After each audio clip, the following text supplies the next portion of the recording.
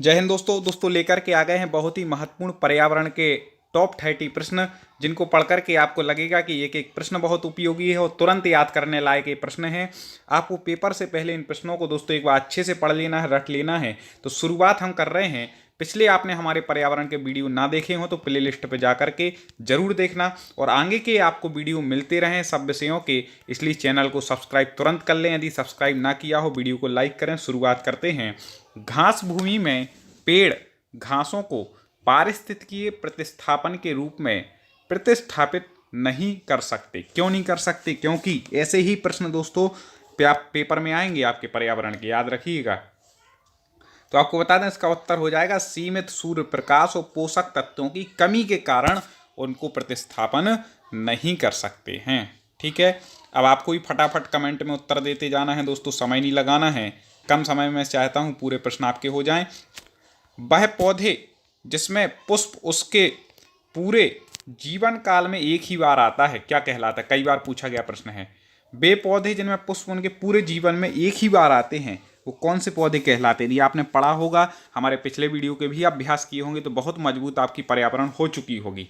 इसलिए मैं कह रहा हूं कि पूरे वीडियो आप क्रम से पर्यावरण की प्ले लिस्ट में जाकर के देख सकते हैं और सब्सक्राइब करके हमसे जुड़ भी सकते हैं। तो इसका जो उत्तर हो जाएगा वह हो जाएगा मोनोकार्पिक। ठीक है, मोनोकार्पिक में पूरे जीवन काल में एक ही बार पुष्प आते हैं, इसके बाद नहीं आते। प्राकृतिक पर्यावरण दर्शाता है, क्या दर्शाता है प्राकृतिक पर्यावरण? तो आपको बता दें कि प्राकृतिक जो पर्यावरण है वह मानव गतिविधियों में हस्तक्षेपित जीवित सजीवों एवं निर्जीवों से युक्त भूमि का भाग दर्शाता है। ठीक है, प्राकृतिक पर्यावरण। आगे महत्वपूर्ण आ गया पारिस्थितिकी संबंधित 2-3 प्रश्न आते हैं। पारिस्थितिकी तंत्र में प्राथमिक उत्पादक कौन से है? आप सभी उत्पादक पढ़ लेना अच्छे से दोस्तों। तो आपको बता दें कि पारिस्थितिकी तंत्र में जो प्राथमिक उत्पादक माना गया है वो है पौधे। कौन है? पौधे माने गए हैं, याद रखिएगा।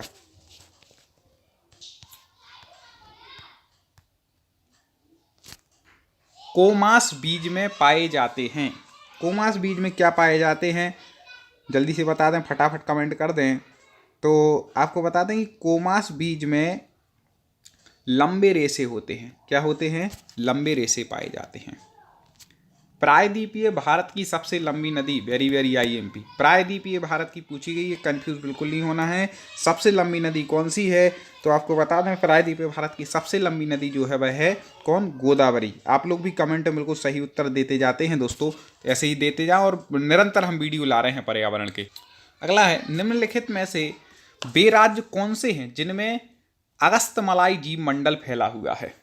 वो राज्य आपको बताने जिनमें अगस्तमलाई बायोस्फीयर रिजर्व, ठीक है, फैला हुआ है, जीव मंडल फैला हुआ है। तो आपको बता दें कि वह फैला हुआ है केरल और तमिलनाडु में। कहाँ कहाँ फैला है? केरल और तमिलनाडु में। ठीक है, 2001 में इसकी स्थापना हुई थी। कई बार सन भी पूछा जाता है, तो 2001 आपको याद रखना है।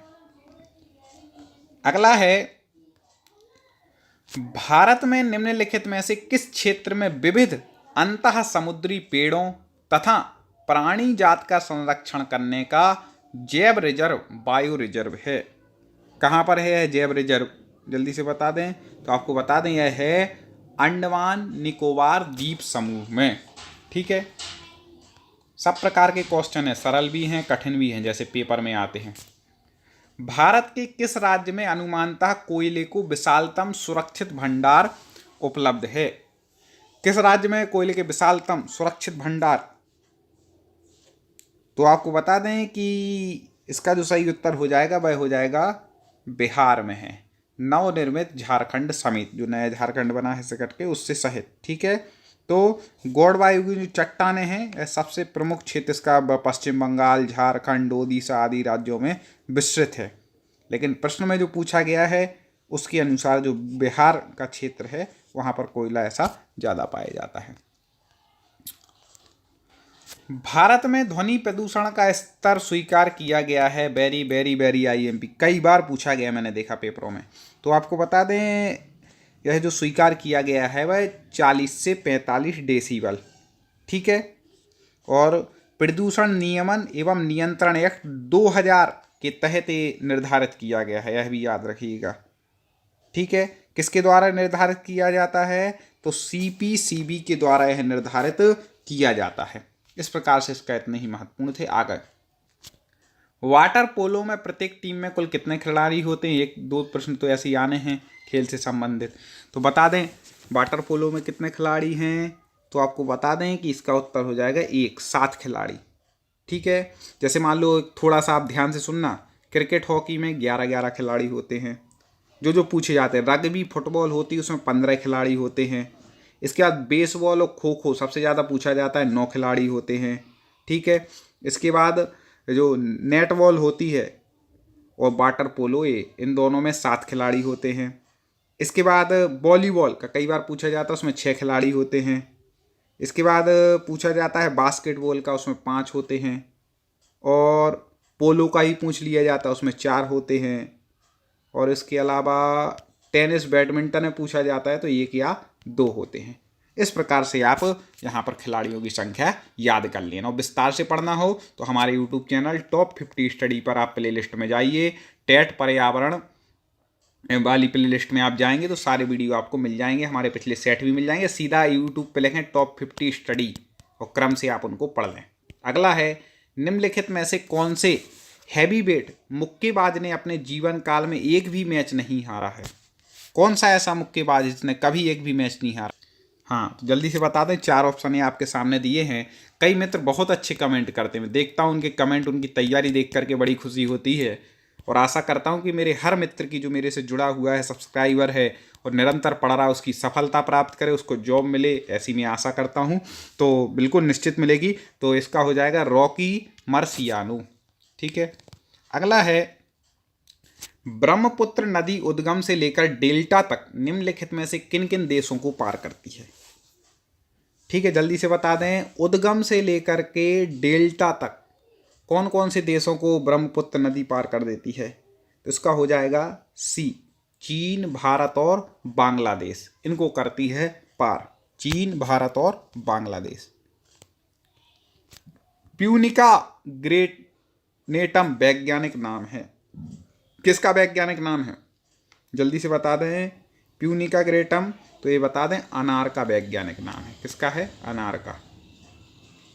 ऑस्ट्रेलिया की बृहत पलवाल रोधिका ग्रेट बैरियर रीफ किसके समानांतर स्थित है? ग्रेट बैरियर रीफ कई बार पूछा जाता है इससे संबंधित प्रश्न।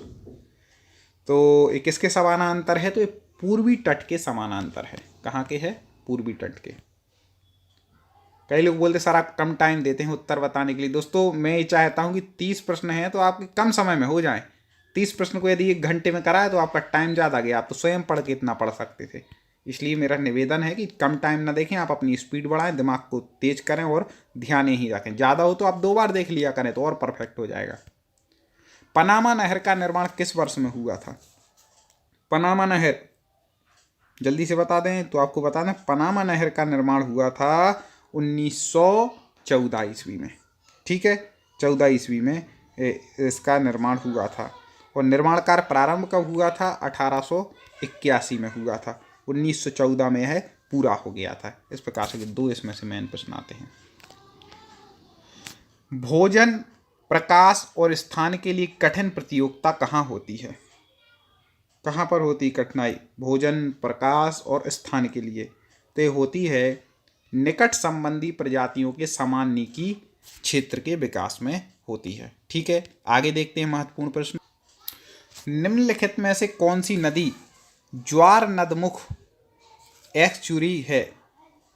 जल्दी से बता दें कौन सी नदी है ज्वार नदमुख। तो आपको बता दें कि इसका जो सही उत्तर हो जाएगा वह हो जाएगा डी, नर्मदा। ठीक है, वह कौन सा एंजाइम है जो दूध को दही से स्कंदित कर देता है? Very very IMP. दोस्तों अभी तक लाइक ना किया तुरंत एक बार लाइक पर क्लिक कर दीजिए। आप लाइक करते हो, कमेंट में बताते हैं कि कैसे क्वेश्चन आपको लग रहे हैं, साथ ही आप किस एग्जाम की तैयारी कर रहे हैं, तो हम और मजबूती के साथ वैसे ही क्वेश्चन उसी एग्जाम के हिसाब से आपको लाते हैं। तो वो भी आप कमेंट करते जाइए, आपको कैसा लग रहा है, आगे कैसे आप वीडियो चाहते हैं, किस सब्जेक्ट के चाहते हैं, सारी चीज़ें हम आपका एनालिसिस करते हैं और वैसे ही हम आपके लिए लेकर के आते हैं। तो इसका उत्तर जो हो जाएगा वह हो जाएगा रेनिन। क्या हो जाएगा? रेनिन दूध को दही में स्कंदित कर देता है। ठीक है, दूध का दही कौन बना देता है? रेनिन। महासागरों के जल वाले भाग में तटीय भाग जो रचना के अनुसार महाद्वीपों के मुख्य भूभाग में पड़ता है को क्या कहते हैं? तो उसको क्या कहते हैं, जल्दी से बता दीजिए। तो उसको कहते हैं महाद्वीपीय शेल्फ। क्या कहते हैं उस भाग को? महाद्वीपीय शेल्फ। ठीक है। गुजरात भारत में नमक का सबसे बड़ा उत्पादक है क्योंकि, महत्वपूर्ण है, क्यों है भाई? गुजरात भारत में नमक का सबसे बड़ा उत्पादक क्यों है? तो आपको बता दें क्योंकि उसके पास विस्तृत शुष्क तट है जो कि नमक के बनाने के लिए ठीक है, तो इसलिए वो सबसे ज़्यादा उत्पादक है गुजरात। ठीक है, नमक का ये भी याद रखिएगा, पूछ लेता है कौन सा नमक में सबसे ज़्यादा उत्पादन करता है, तो गुजरात। क्यों करता है? क्योंकि उसके पास शुष्क स्थान ज़्यादा है, इसलिए वह करता है। निम्नलिखित में से कौन सी ठंडी महासागरीय धारा नहीं है? ठंडी महासागरीय धारा नहीं है, जल्दी से बता दें। तो आपको बता दें कि इसका जो उत्तर हो जाएगा वो हो जाएगा सी। किलोरोसियो जो धारा होती हैं वो गर्म धारा आती हैं। ठीक है, महासागरीय गर्म धारा के अंतर्गत आती हैं, तो ये ठंडी नहीं है, बाकी 3 ठंडी है। निम्नलिखित में से कौन प्रकृति में न्याय संगत है? प्रकृति में न्याय संगत किसे माना गया है?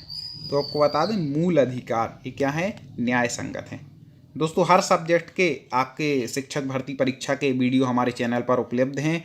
चाहे आपको बाल विकास पढ़नी हो, चाहे हिंदी पढ़नी हो, चाहे संस्कृत पढ़नी हो, चाहे मैथ पढ़नी हो, चाहे पर्यावरण पढ़नी हो, चाहे सामाजिक विज्ञान पढ़नी हो, जो भी आप एग्जाम की तैयारी कर रहे हैं उसके वीडियो हमारे चैनल पर आपको मिलेंगे। तो आप जरूर जा कर के देखें, अपनी तैयारी को मजबूत बनाएं। भारत सरकार का संवैधानिक अध्यक्ष होता है। संवैधानिक अध्यक्ष भारत सरकार का कौन होता है? तो आपको बता दें कि संवैधानिक अध्यक्ष होते हैं राष्ट्रपति। किस अनुच्छेद के तहत? तो अनुच्छेद 53(1) के तहत वो क्या भारत के संवैधानिक अध्यक्ष होते हैं। कार्यपालिका की शक्ति भी इन्हीं में निहित होती है, राष्ट्रपति में। ठीक है। अधिकार परीक्षा का शाब्दिक अर्थ क्या है? अधिकार परीक्षा क्या है, इसका शाब्दिक अर्थ? तो आपको बता दें किस अधिकार से या वारंट से। इसका मतलब ये होता है कि किस अधिकार से ऐसा है, किस वारंट से ऐसा। भारतीय संविधान कब लागू हुआ? Very very IMP। तो कई बार पूछा गया, सबको पता भी है कि जो है 26 जनवरी 1950। ठीक है, 26 जनवरी 1950 को क्या हुआ था? भारतीय संविधान लागू हुआ था। इसी के उपलक्ष्य में हम लोग क्या गणतंत्र दिवस भी मनाते हैं। सर्वोच्च न्यायालय द्वारा संविधान का मूल ढांचा का सिद्धांत निम्नलिखित में से किस मामले में घोषित किया गया? ठीक है, जल्दी से बता दें किस मामले में घोषित किया गया था। तो इसका जो उत्तर हो, नहीं 2 में से है, 2 ऑप्शन दिखाने की भी जरूरत नहीं, मैं बता दे रहा हूँ। 2 में से एक तुक्का लगा दो भाई, नहीं पढ़ा हो तो। आखिर पढ़ना है, तुक्के से काम नहीं चलता। ठीक है, तुक्का 10% काम में आता है, 90% तो पढ़ाई ही काम आती है, इसलिए 90% पर फोकस करें, अच्छे से पढ़ें। तो इसका बता दें ये हो जाएगा केशवानंद भारती मामले में। ठीक है, आगे। निम्नलिखित में से किस वर्ष आतंकवाद रोकथाम अधिनियम पोटा अधिनियमित हुआ? किस वर्ष हुआ था भाई आतंकवादी रोकथाम अधिनियम? तो आपको बता दें कि इसका जो सही उत्तर हो जाएगा वह हो जाएगा 2002 सी। पर्यावरण शिक्षण के भी प्रश्न आते हैं, तो उसके भी अपन ने कुछ प्रश्न ले लिए हैं। निम्नलिखित में से क्या पर्यावरण शिक्षा का लक्ष्य है? पर्यावरण का शिक्षा का लक्ष्य क्या है? कई बार पूछा गया ये। तो आपको बता दें पर्यावरण जो शिक्षा का लक्ष्य है, तो यहाँ पर लिखा है, पहला है बच्चों में वैज्ञानिक जानकारी का विस्तार करना, ये तो है ही। बच्चों को उनके परिवेश का महत्व समझाना, ये भी है। पर्यावरण संरक्षण के महत्वों से बच्चों को अवगत कराना, ये भी है। तो 3 तो हैं ही, तो प्रयोग सभी हो जाएगा। ठीक है दोस्तों, आगे बढ़ जाते हैं। स्कूलों में पर्यावरण शिक्षा का उद्देश्य बच्चों को ज्ञान, दृष्टिकोण और कौशल प्रदान करने का है, ताकि बच्चे क्या कर सकें। तो इसका दोस्तों लाइक और शेयर जरूर करना है, आपको याद रखना है। संस्कृत की भी डेली हम 2 क्लासें लाते हैं, एक सुबह 8:30 बजे और एक रात को 9:45 पर। किसी दिन मान लो 9:45 वाली क्लास किसी कारणवश नहीं हो जा पाती तो आपको दूसरा सब्जेक्ट ले आते हैं। 2 कंटिन्यू तो क्लास चल ही रही हो, बीच बीच में रात को 8 बजे भी एक क्लास आ जाती है, दोपहर 3 बजे भी, अलग अलग आपकी पूरी सब्जेक्ट की क्लासें आ रही हैं, सब पढ़ें। वे सही अर्थों में, क्या हो जाएगा इसका उत्तर, वे सही अर्थों में पर्यावरण को बेहतर बनाने में सक्षम हो सकें और संधारणीय विकास के उद्देश्य को प्राप्त करने में योगदान दे सकें। यही उद्देश्य यहाँ पर प्रदान किया गया है। इस प्रकार से आज हमने टॉप 30 प्रश्नों पर चर्चा की। कल पुनः आगे ऐसे ही 30 प्रश्न लेकर के आएंगे। आप इसी तरह जुड़े रहें, पढ़ते रहें, अपनी तैयारी को मजबूत बनाएं। ढेर सारी शुभकामनाएं। जय हिंद।